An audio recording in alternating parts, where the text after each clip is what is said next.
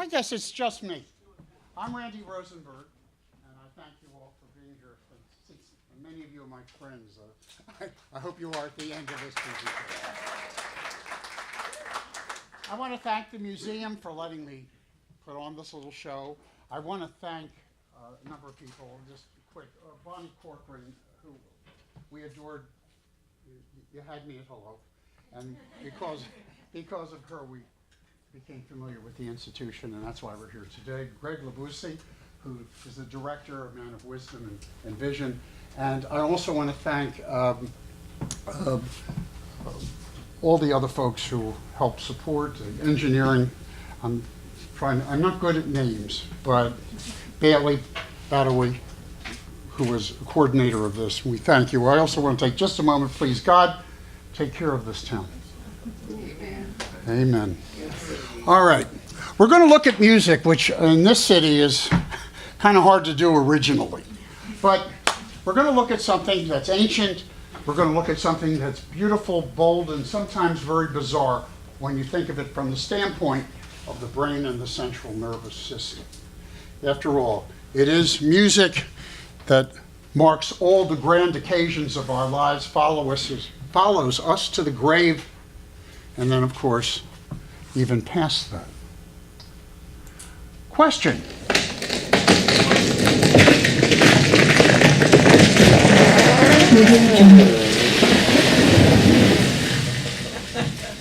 What do you think?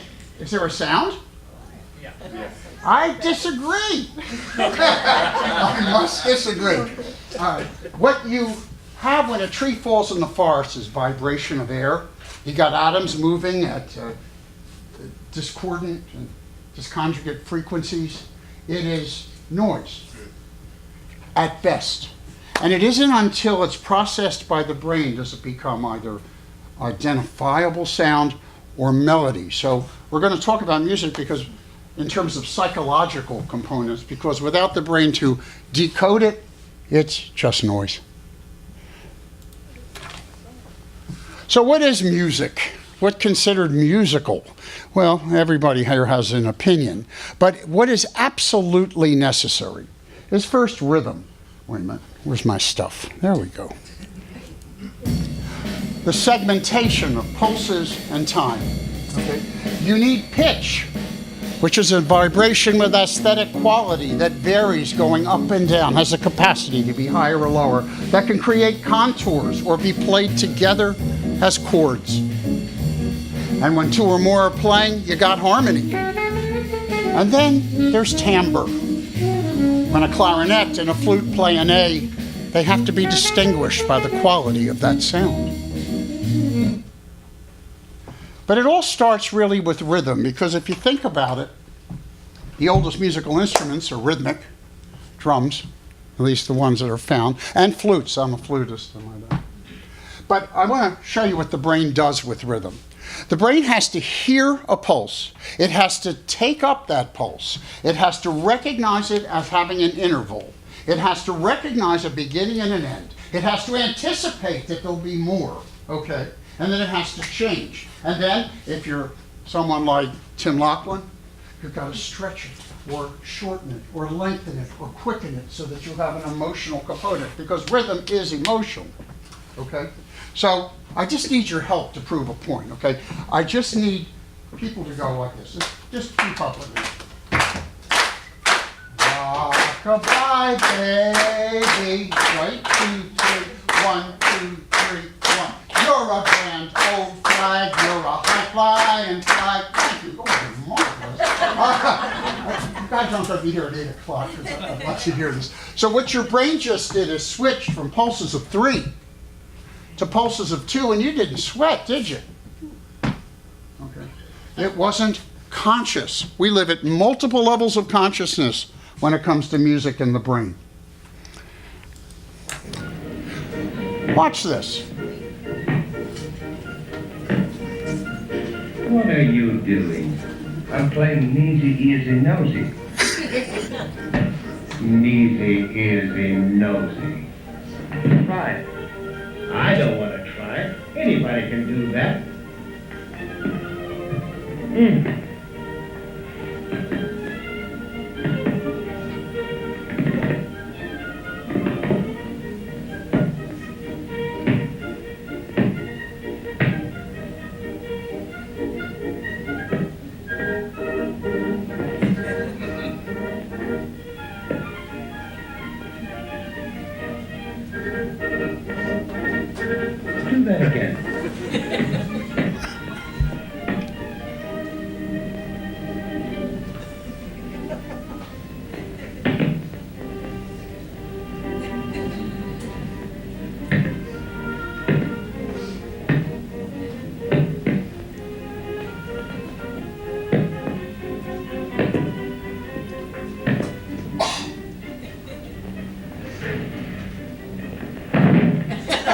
needs the ears and nose. Is this rhythm? Yep. Yes, it is. Of course it is. It is Morse code rhythm. People old enough to remember Morse code? Okay. You know, it was letter representation by dots and dashes with a space in between and a longer space for words. Okay? Sure, it was rhythm, but it's not beat-based rhythm. All right. What Stan and Ollie are doing are what jugglers do. Jugglers are usually not beat-based. There's no beginning and there's no end to a recognized segment of sound or event. However, whoops, sorry about that.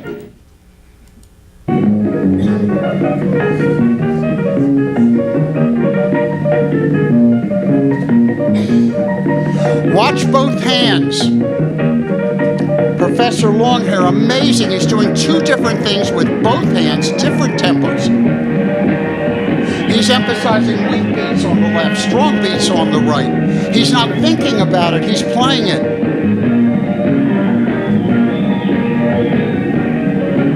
And yet, there's a beat.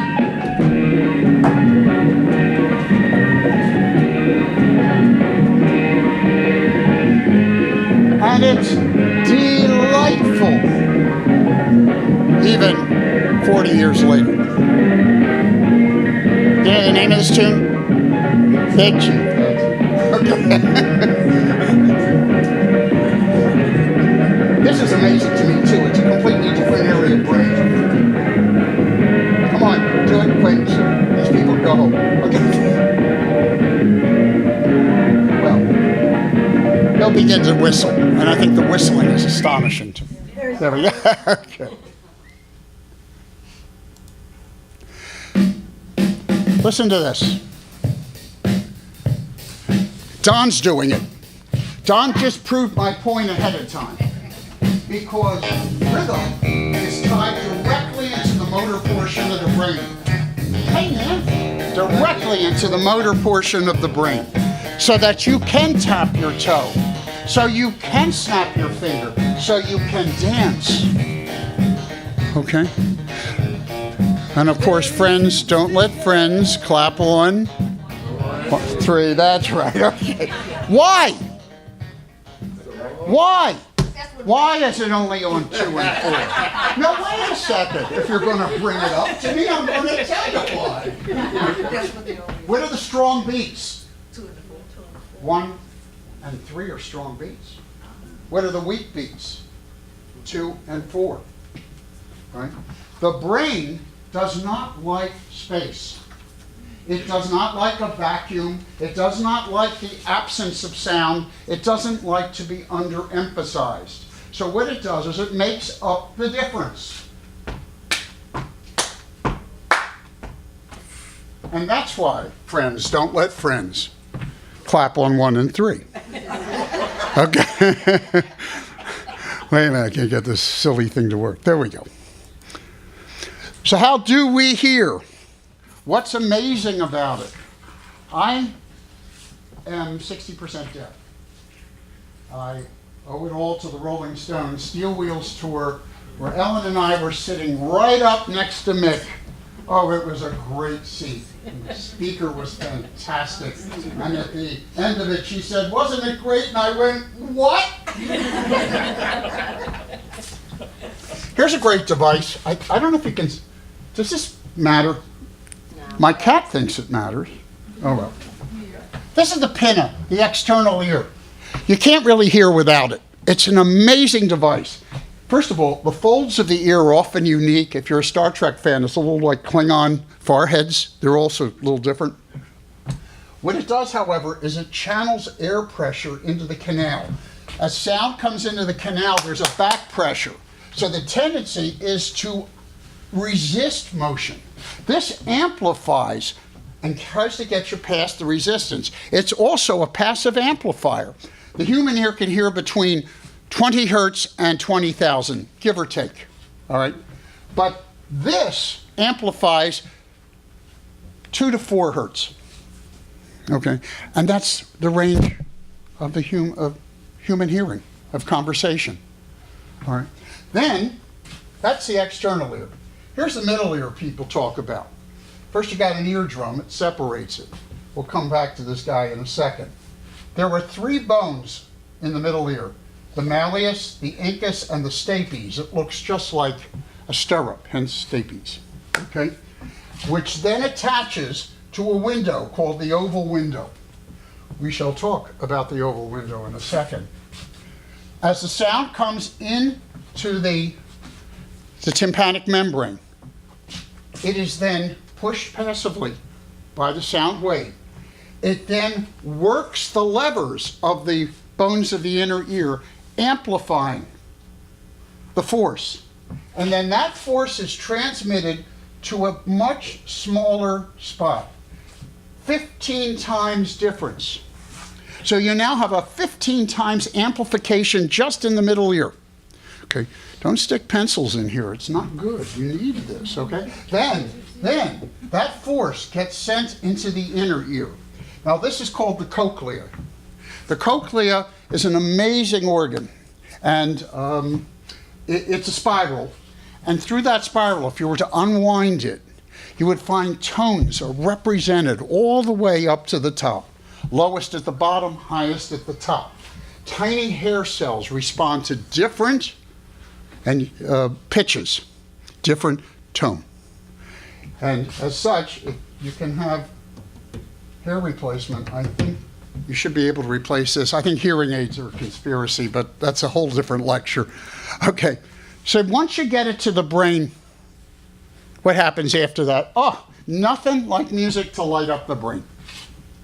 Nothing like music. The areas that are involved are astonishing in terms of their diversity and in terms of their unity. There is no intellectual, creative process or activity that activates simultaneously more areas of brain than music. Areas such as the temporal lobe, where primary auditory hearing cortex is located. The motor cortex of the frontal lobe, where movement, dance, finger tapping is located. Preconception and identification of the pattern over here, all going. Memory of the rhythm and smoothness of the rhythm in the cerebellum. Down here in the hippocampal gyrus, it brings memory. Nothing brings memory like music and smell, because they're actually tied into there. The speech center, so you can sing along. It's a busy, busy place. So why do we like it? Well, I'll show you. Like it? Feel it coming? And now! Okay. Of course now. What you just got was something called musical frisson. Musical frisson is the chills in the goose flesh. It's the stuff you get in anticipation of that tune that you love, okay? Why does it work? Well, it works for a number of reasons. It works largely because of the same things that work for sex and gambling and drug addiction. The release of pleasurable substances within the brain, including dopamine. Now, you probably have heard of that chemical in Parkinson's disease. There's a lot of activity with dopamine. But there is a collection of cells about that big at the base of the brain called the nucleus accumbens. And when you're having frisson, boom, it just liberates like crazy all that dopamine, okay? And so what you feel is good times. And you figure, isn't that amazing? That evolution gave us good times? No, it didn't. We were tiny little mammals trying not to be stepped on or eaten. So how do you avoid being stepped on or eaten? You have to have an alert system. A system that creates sudden anxiety, activity, and alertness. Musical frisson is probably a byproduct, this is my own, I kind of agree with this, of survival. Because with the right triggers, the right predator, the right set of circumstances, bigger mammal, you're going to get a dumping of dopamine because it will also create goose flesh. It will create flushing. It will create a state of arousal. So music may well be, in part, the evolutionary byproduct of that which keeps us alive.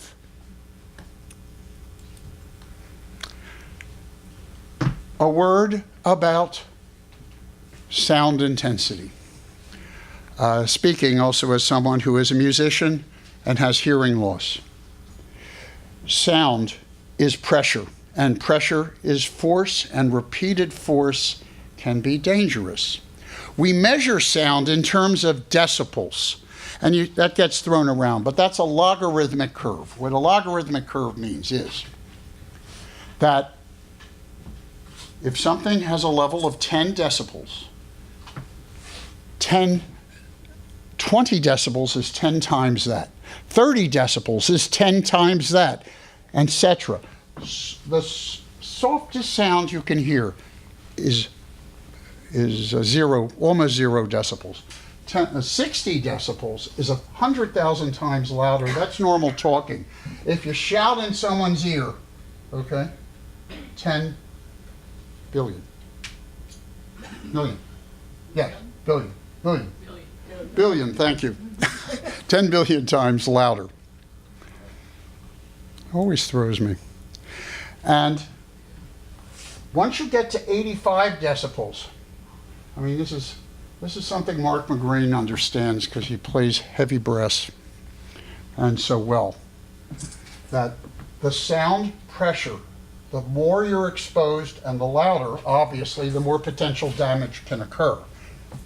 For every 3 decibels over 85, remember, we're not talking just a little degree, we're talking a rise. You need to cut your permissible exposure by half. So it has, and there's an 80-90 rule, by the way, for MP3 players.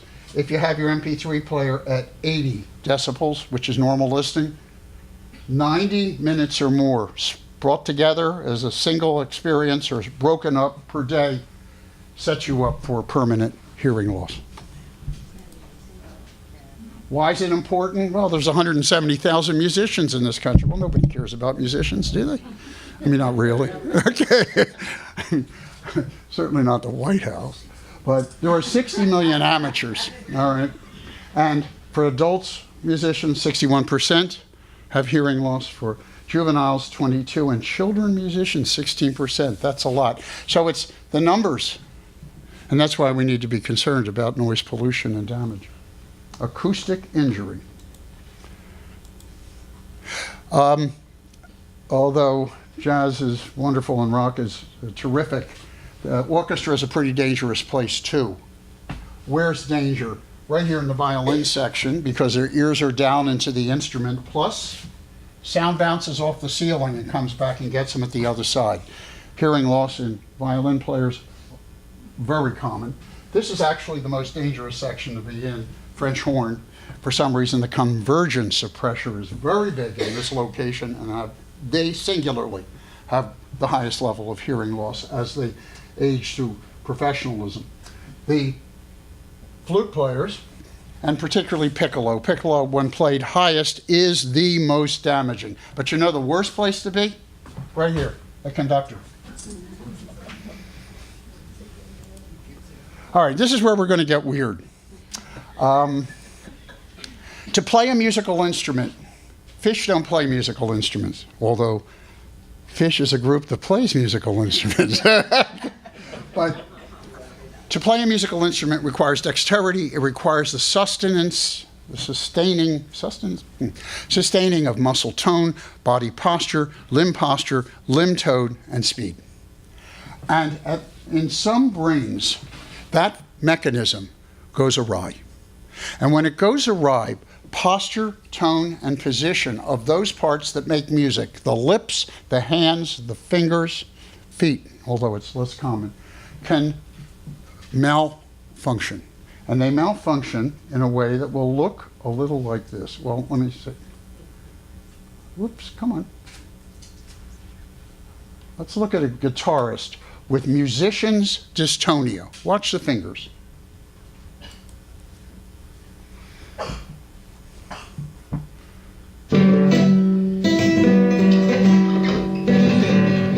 Loss of control, loss of tone, loss of muscle posture. Retrain to pick it differently.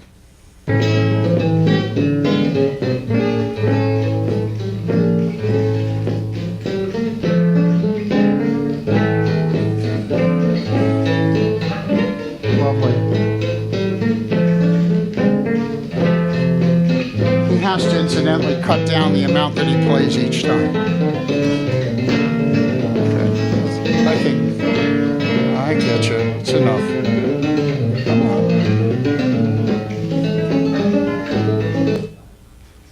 Flutist's dystonia. This is embouchure dystonia. For those who don't know, embouchure is the way the mouth is formed to make music into wind instruments. She tries to make her mouth form, and the side pulls.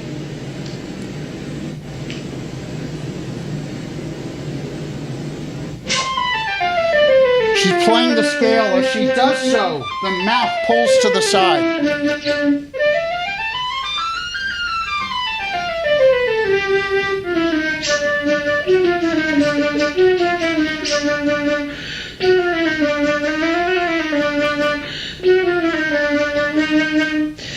Embouchure retrained. This is the Mozart. We all play this.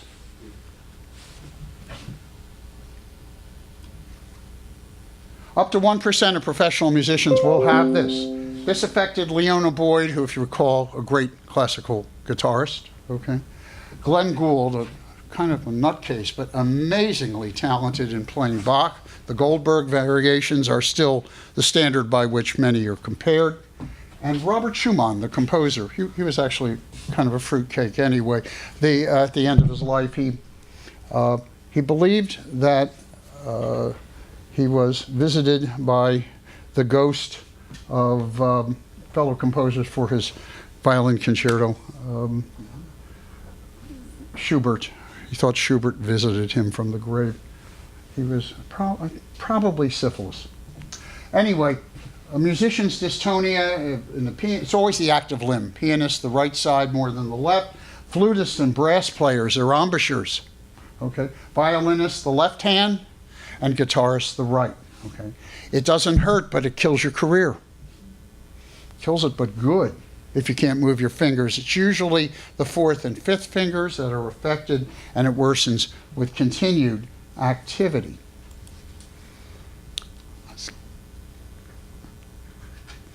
Here's just some pictures of it so you get an idea. Here's a piano player with hand dystonia, violinist with it. There's a trombone player. Okay. And a flutist whose fifth finger is an extension. We play with 4 different keys down there. This is devastating. Personal nightmare. The brain needs to have stimulation. It needs stimulation because if it doesn't get it, it'll create its own. It gets lonely, so to speak. If you don't hear, in this most common state of circumstances, the brain will fill in the gap, often in the form of music.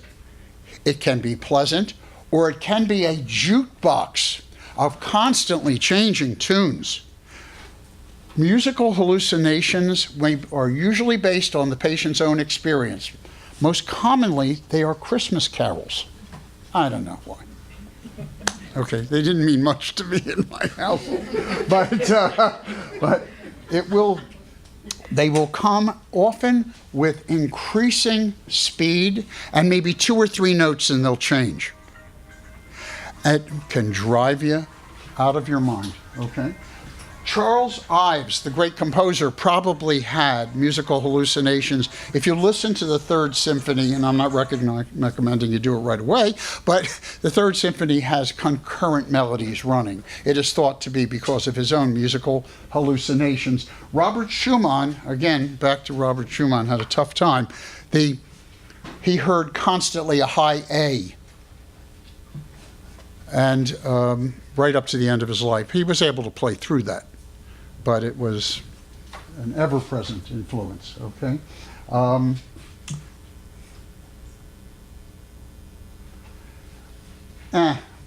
There's many reasons why this can occur. Most commonly, you won't find a reason. The most common source of patient sampling comes from older patients with hearing loss and women more than men. And they won't tell you. They won't tell you because they'll think you're going to think I'm crazy. Epilepsy is a storm of electricity in the brain. We normally think of epilepsy as being motor activity, grand mal, the public would call it. Okay.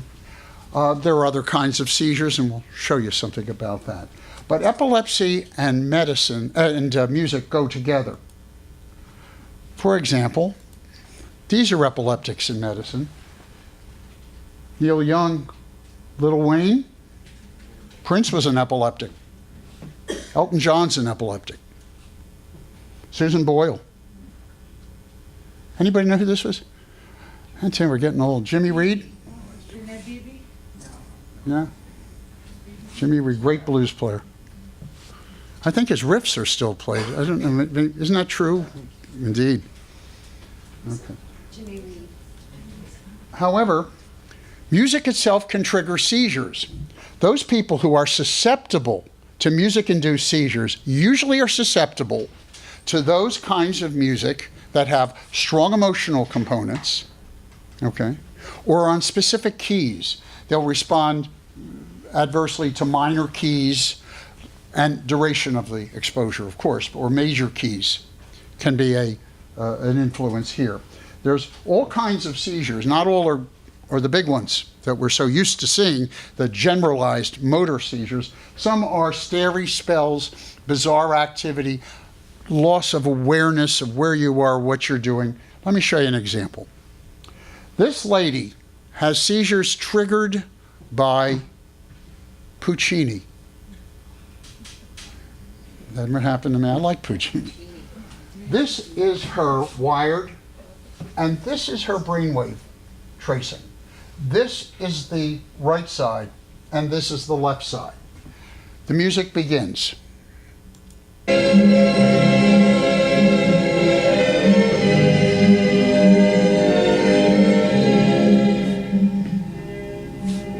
She becomes restless. She doesn't know, something's wrong with her belly. She doesn't know quite what to say. She begins lip smacking. And over here on the right side of the brain, the electrical activity starts to spike. See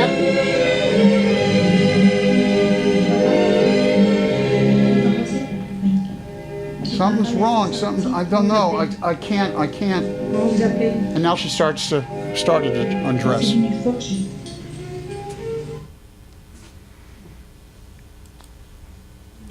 Synesthesia is a phenomenon that is the result of more than 2 sensory responses to one stimulus. Most commonly, this is music perceived as having an accompanying color. It will depend on the key. It will often depend on the mood. It is the only form, not the only form of synesthesia.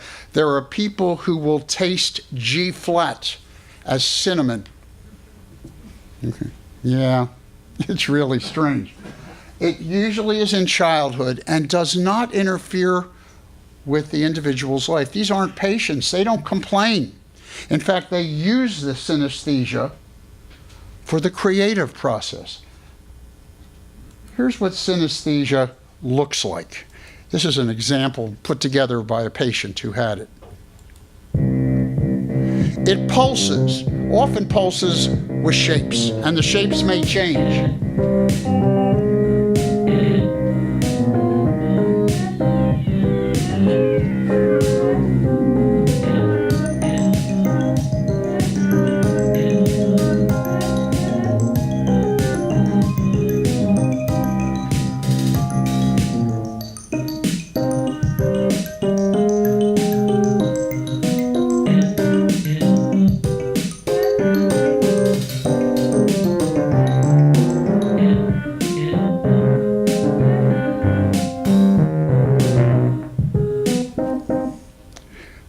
Cool.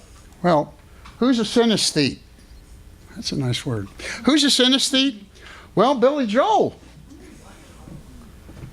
Stevie Wonder, Eddie Van Halen, Marilyn Monroe, Mozart.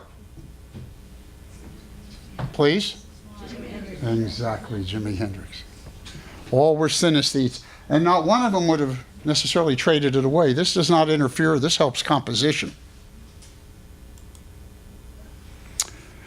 Amusia. All right. Melody is durable. It tends to resist perversion by unusual sounds, even group singing. All right. I'm going to show you an example of something. Is anybody's birthday today? Well, I need you to sing happy birthday to me. My name's Randy. I'm really going to appreciate this. It's so nice of you, but I need you to all sing happy birthday, and I'm going to prove a point. Okay? And the dollars when I'm out the door, but all right. Happy birthday to you. Happy birthday to you. Happy birthday, dear Randy. Happy birthday to you. Oh, this was gorgeous. You all sang in the same key. The first measure. You all sang in the same key. This is called, okay, melodic transposition. Those that don't know anything about music, if you know nothing about key, yet somehow a group of 40 people came together and sang me happy birthday in exactly the same key. Pretty amazing. If all of you were asked to sing a particular song by yourself, okay, say, I don't care, I want to hold your hand if you're a Beatles fan, okay, or the Treme theme, whatever you want, and you recorded, you would find that 80 to 90% of the time you are singing in the same key as the original recording. That's pretty resistant and pretty durable, unless you're in A music. Now, Ulysses S. Grant was in A music. This is what he said: I only know two tunes. One of them is Yankee Doodle, and the other isn't. Okay. And if you tried to describe this to him or discuss it with him, you know, it'd be a lot like this, talking about music, like dancing about architecture. There's no base of reference. There are those unfortunates among us, 2 to 4% of them, who have no inherent capacity to understand correct pitch, to order it in a way that is musical, and to sync it with others who are around you. It may not mean that you don't enjoy music. We would just prefer you listen. Okay? There are also those for whom the sound of music is painful. Oliver Sacks describes a woman for whom her amusia was, the sound of music is like pots and pans being struck. Most unpleasant. Even worse is amusia as ahedonic amusia. Ahedonic meaning no pleasure. You know it's music, but there's absolutely no feeling to go along with it. An unusual state of affairs. So we're talking about the inability to judge pitch, to organize pitch, to respond to it, to copy it, to feel it as a pleasurable experience. You are an amusic if you've had it as long as you can remember. If you don't know you're doing this, okay? If it's difficult to distinguish melodies without lyrics, if you dislike music or have an avoidance, incidentally, if you do, there's a good shot you're also schizophrenic. There's a combination with mental health, okay? And if you don't use music in everyday life, it's like this. Help me say yes. Yes. Say yes. And we've done this before, those of us who've played in groups, okay? You can't bring them back. Please don't. So we're going to test you for amusia because in this group there's some people with amusia. I'm going to do a portion of the NIH distorted tune test.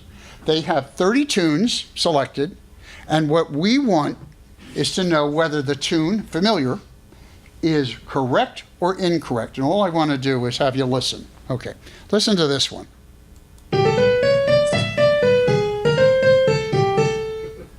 How many think it's correct?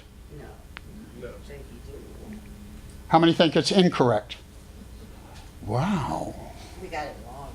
I'm very impressed. Wait a minute. This is a group that is far better than I gave them credit for. How about this one?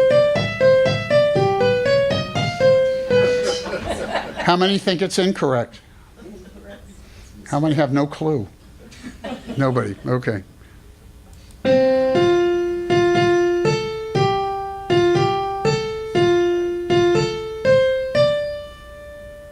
Correct or incorrect? Correct. You're so good at this.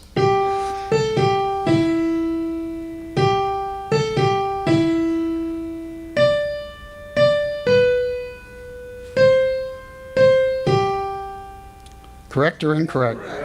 She said, well, I hope to be one A music among you. I'm so disappointed. All right. You're in New Orleans. Alzheimer's disease will ultimately bankrupt this country because you can't warehouse an aging population. So anything that improves the quality of life and perhaps moves more towards independence than confinement is welcome. I want you to just watch this. What do you think of music? My heart belongs to music. I love it. Have you ever had music just hit you in a place that immediately brought you to tears? Music has that power. Music connects people with who they have been, who they are, and their lives. Because what happens when you get old is all the things you're familiar with and your identity are all just being peeled away. We're going to do your medicine now. Our healthcare system imagines the human to be a very complicated machine. We have medicines that can adjust the dials. Blood pressure, oh, turn that down. Blood sugar, oh, turn that down. We haven't done anything to touch the heart and soul of the patient. One resident that Billy opened her eyes, she didn't respond. Knew her for 2 years. Once we put the iPod on her, she started shaking her feet. She started moving her head. It was amazing. Music has more ability to activate more parts of the brain than any other stimulus. Who am I? Who am I? I'm your daughter. By exciting or awakening those pathways, we have a gateway to stimulate and reach somebody who otherwise is unreachable.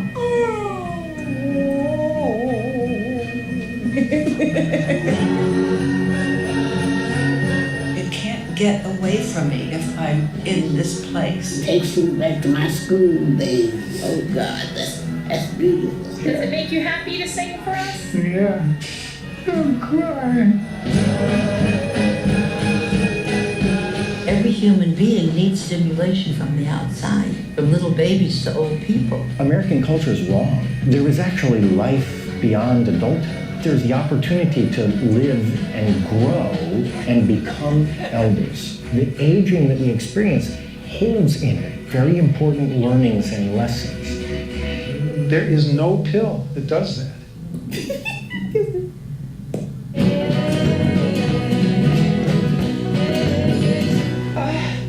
Oh, thank you so much. Okay, so there's a tears of joy. Yeah. I thought you were going to grow wings. I was trying. Gets me every time. Gets me every time. Oliver Sacks says it best. I'm just to address the emotions, cognitive power, thoughts and memories, the surviving self of the patient, to stimulate these and bring them to the fore. It aims to enrich and enlarge existence, to give freedom, stability, organization, and focus. So why do we want to give music therapy? Oh, I mean, the insurance companies don't. The insurance companies pay for music therapy? My wife's an occupational therapist. So. No. Why? Because it helps with memory and recall, even if it's short term. There are positive changes in mood, very real. There's a sense of control, of normalcy. And this is a non-pharmacologic management strategy for pain. It promotes interest, wakefulness, when other approaches are ineffective or toxic. It structures as a continuous source of movement therapy. The last thing you want is to have people confined in bed. And it's an opportunity to interact with others, including the caretaker, who now can see the patient as being something other than an object.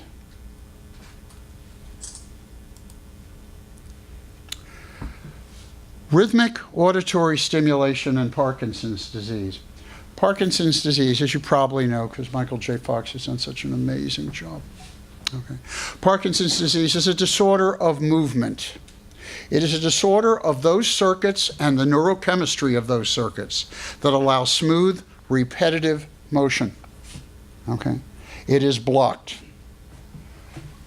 Rhythmic auditory stimulation leverages the fact that rhythm, when brought into the brain, goes to the motor system. After all, Don Keller was tapping his foot. So watch this. This will knock your socks off. This is typical Parkinson. Shuffling gait, bent body. He's got a little extra head movement, probably a side effect of drug.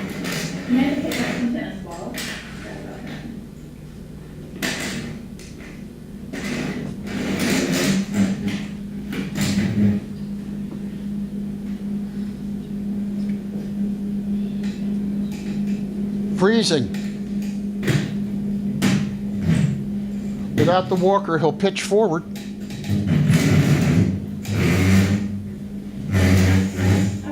Freezing. Okay, so now we're going to do gait training with music. Everybody's got cell phones. Everybody nowadays has music on their phone, so this is kind of a really easy way to do it. We'll stand here for a minute. We'll get the rhythm. Once we feel it, then we'll take off. You got to pick the right rhythm and the right tempo. Watch his head. He's got it.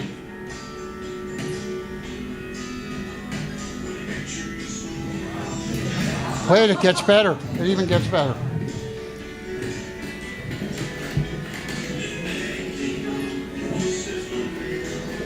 He's transformed the rhythm of his walk from the sick basal ganglion circuits deep in the brain to those that are more concerned with rhythm and control of motor activity.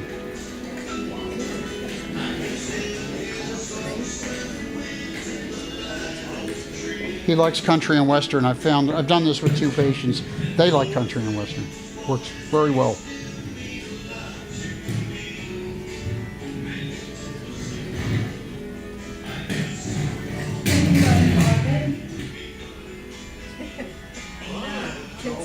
Yeah. More than that, watch, he's swinging his arms now. And that counterbalances motion.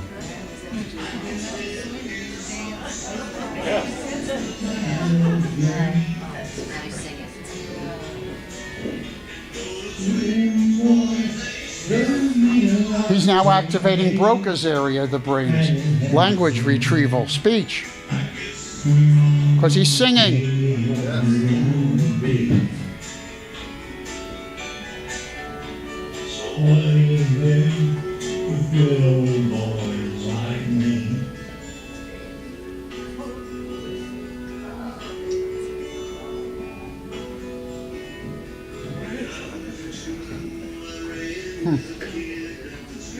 Nancy, doesn't dance work?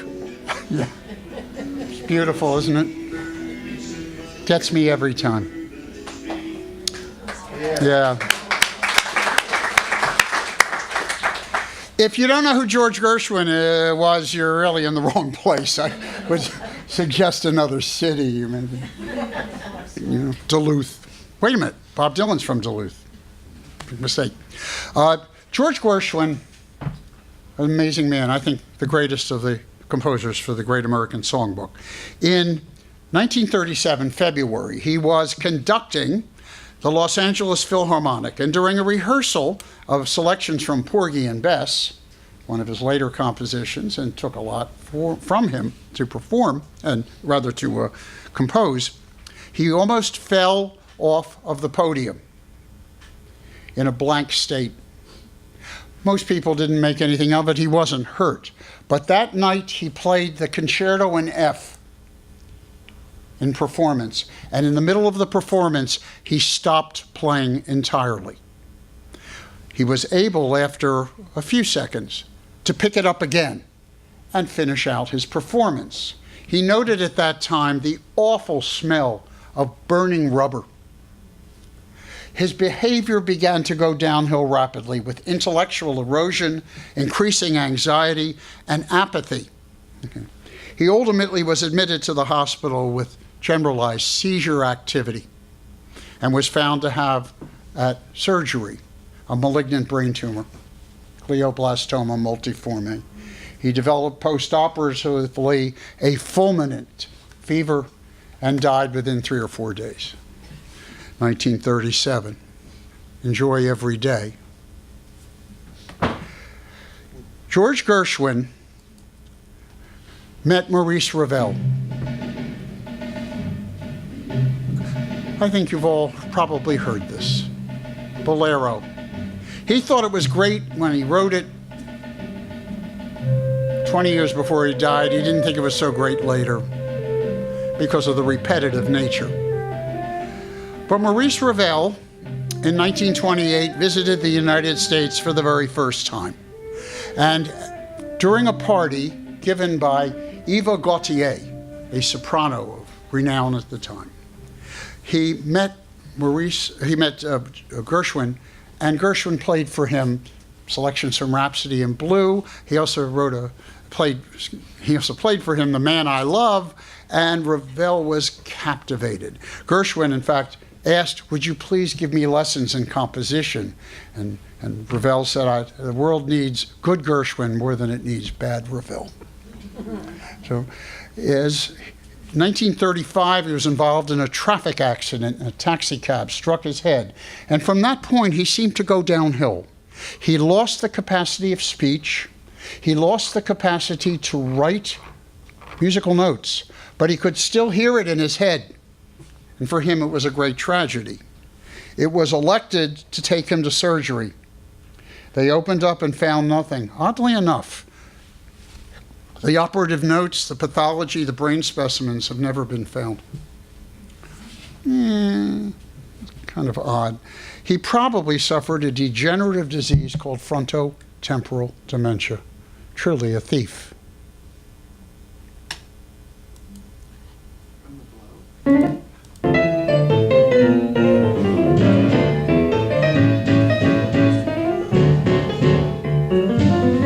Isn't it great? Tempest Fugit. Bud Powell, probably the best of the bop players. Okay, and a student and later beloved friend of Thelonious Monk. He's in a Harlem nightclub. It was a little wild. He probably was drinking. Cops came in and beat the hell out of him on the head. The history would suggest true police brutality at the time. He was devastated by this. He was left with severe post-traumatic headache and a complete personality change. Alcoholism, bizarre behavior. He was institutionalized at Bellevue numerous times for bizarre behavior. Electroconvulsive therapy was used multiple times on Bud Powell, and yet he still managed to have the preservation of musical skill up until the end. Charlie Mingus died of Lou Gehrig's disease, ALS, not a condition that causes the death and erosion of motor control, the death of those cells within the spinal cord and brain that send out the signals for muscles to contract. You can't play a musical instrument, of course, without that skill. He had continued to lose. His talents eroded his terms of a musician, but he still had compositional skill. He would hum and sing into a tape recorder some of his compositions. Charlie Mingus' last album was with Joni Mitchell, and she wrote lyrics to Goodbye Pork Pie Hat. He died, unfortunately, before the album was ever completed. But Jaco Pastorius played his parts at the end. So, getting to the end, and we'll talk about us just for a few minutes. What do we need? Well, we need right from the beginning a musical education, and I don't understand why that's sacrificed. Nothing provides this idea of unity, of singularity of purpose, of subjugation of personal desire for the expression of another, than musical ensemble. It's so real. Preschoolers who had keyboard, they did better in math than those groups who had computer training. College students have better word retention, recognition, even when the education was early in life. Infants can distinguish pitch in their second trimester and recognize favorite tunes. Students who received short courses of daily music training had better scores in reading even later. It preserved. And preschoolers are able to identify body parts, which is not small change when you consider you're trying to identify self. Why is it good for those of us in this room? Well, it improves our verbal skills, our visual skills, especially in the young. It keeps the brain healthier from aging. It makes you happy. It lowers blood pressure. It relieves pain. It hastens cardiac recovery. It improves sleep. It strengthens the immune system. And it reduces anxiety and depression. But most of all, it's what's best about us. It's what brings us together for hope, for creativity, and for peace. And man, don't we need that so much. I want to thank you all for being here, and I hope it was a fun ride.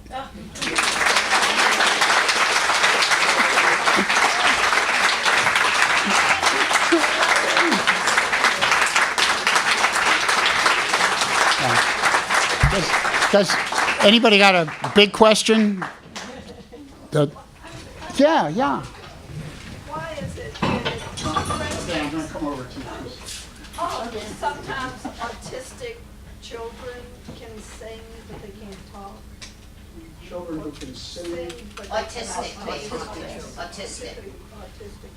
Oh, but autism is a somewhat Well, I know, different but state of affairs. and people that stutter can sing and not. You bring up a very important point. You bring up actually the concept of retention of melody and the recognition that something is melody rather than language. They coexist, and there is some overlap of structure, but there's also greater distribution of music in the brain than there is of language. Beside that, the autistic child it's got a different perception both of reality and time.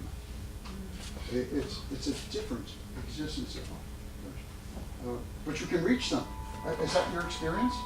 Tell us. No, I just, it's just, I haven't done a lot of music with them, but I know even sometimes the tone of your voice can make a big difference. Well, of course it does. Your voice is full of music. It's like, I'll give you an example. I'm going to say the phrase, "You voted for Trump." I'm going to say it two different ways. You voted for Trump versus you voted for Trump? All right. So my pitch went up, which in our language, not tonal languages like Mandarin, implies a question. I have separated the pulse of the speech, and I've made it a singular dynamic for you voted for Trump. So using pitch, using meter, using rhythm to express is a part of our lives. This is what we do. Why wouldn't it be good for these kids? Right? But, you know, it's been a long afternoon. Oh, Dan? Yeah, I wanted to get a comment on the current rap scene with music. And Who was it who said the rap brain. is crap? And Sonny the Rollins. And the I brain. think, right? Rap in the brain. Rap in the brain. Oh, I'm sorry. Rap and the brain. Rap. I really have to tell you, I'm not clear that rap is music. It is. Oh, it is. I'll tell you why. I disagree. Because if, Don, if I played for you Basin Street Blues on a kazoo or bagpipes, you would know it's instantly Basin Street Blues, okay? But man, you can't take that, most of it, you can't take rap and transform it into a recognizable musical form that you can share. It's a selfish form of music. This is just how I feel about it. Because it's all about you. It isn't. It's all about you, my love. I'm just curious about what it's doing. I don't know. Because it does but get it's language. It's recognizable. language and rhythms of, wait a minute, well, I mean, there's a whole lot of give it to me now. Everybody knows Hamilton. Wait a minute, like, Hamilton. I'm not going to give it to you because of the fact that I had an 87-year-old mother who loved Coolio and the rest of them. Okay? and knew the lyrics, but I also have a daughter who had to teach rappers how to speak melodically. So there's music in there, and there's rhythm in it, but there's not necessarily an accepted tone. But the main tone and the main rhythm is coming just from the beat. It's not something that maybe everybody can pick up, but it's also, I've listened to Christian rappers that you say, oh my goodness, he's all tatted up and just got out of the flam. And he's singing some of the most beautiful stuff, and he's saying it so fast you gotta pay attention because he's got that spoken rhythm so well brought in that you can't help but sit down and pay attention. Yeah. And my daughter,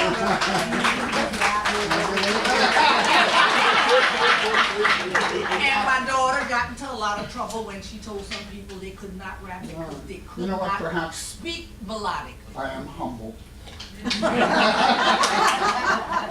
That, you know, I know it's not. No, you know what, you make some point. I think I'm gonna, and then, you know, I gotta think that one through. You think it through, Look but I at Hamilton. understand not being able to carry it through, but how many beautiful drum sessions and Nyabingi sessions do you listen to and you can't call that anybody's tune, but it's some of the most beautiful stuff you ever heard.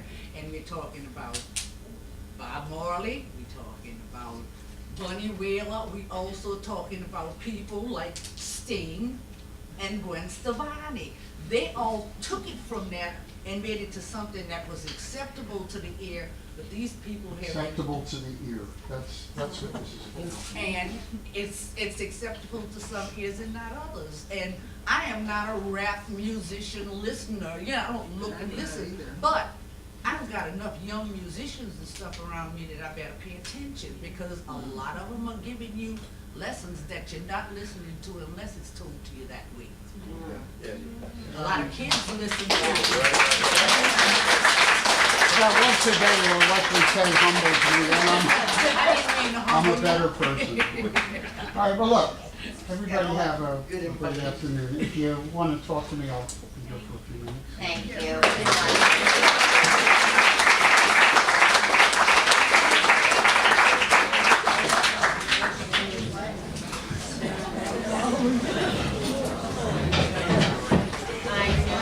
Why is it that some people, I mean, I can't still any rhythm.